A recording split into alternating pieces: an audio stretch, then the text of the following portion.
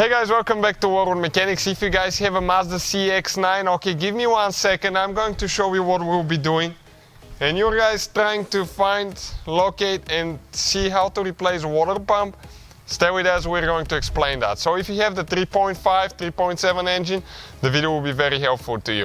It's actually a Ford engine, so we're going to explain what needs to be done and where to replace it. Stay with us, guys. So that same engine, guys, as I said, it's a Ford engine. It's used in so many Ford vehicles, and we're going to explain, guys, okay, where things are now. The whole video from start to finish, guys, I mean from the very beginning to the very end, will be on our main channel, Auto Repair, guys, and you can check it out there. It's under Ford Edge, timing chain replacement and water pump replacement as well. You can find it listed in the description of the video below. Now, guys, that is a timing chain driven water pump. So bad news for you guys, you have to take half of the engine apart to get to that thing. And why is that way? Okay, let me explain to you now. Because you have to remove the timing chain. You cannot just replace the pump 10 minutes and you're done. No, you're going to be working on your vehicle if you're doing the job a day or two, okay, depending on how much time you spend, but expect a few hours of work. You will need to remove valve covers, upper intake, all that will need to come out of the engine. After that, guys, you will need to remove belts, you will need to remove the crankshaft pulley, this one right here, and through the fender liner you're going to access the side of the engine, and later, after all that's been removed, and the engine mount, okay, engine mount will need to come off. Engine mount is usually right here, remove that one, and you can get to your timing cover. This is the timing cover.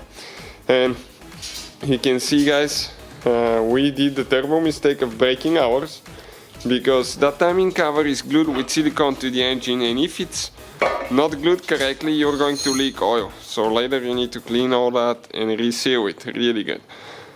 Now that thing is really stuck, so you need to be careful how you remove it. Just spray a little bit, don't put too much pressure, because if you do, guys, check this thing out. We did break ours and it's completely done. So we need to definitely replace ours now. Once you remove the timing cover, you can get to the variable timing solenoids and you can get to the timing chain here as well. All that will need to be removed. So all the tools and parts that we use, guys, including replacement pump, and I will recommend to get a new chain as well. It's in the description of the video below. So check it out, guys. I'll definitely recommend to do that. To do the whole thing, not just a water pump, because you'll be removing the timing chain, so why not do everything at once and you don't have to worry again for another probably 100,000 miles. Once you remove all that, okay, you're going to get to the point that this is okay where your water pump is located. You can see just like that. And once, guys, okay, you remove the water pump, you can replace it, install it later, and you will need a special timing tool. This is a special timing tool to set your timing. If you do not do the timing correctly, you can say bye-bye to your engine. So the video actually will be on the channel. Check out how to set the timing and all that stuff so you know what to do. Hopefully, guys, we can save you quite a bit of money. Thank you guys for watching. Please subscribe to the channel for more videos, and see you guys next time.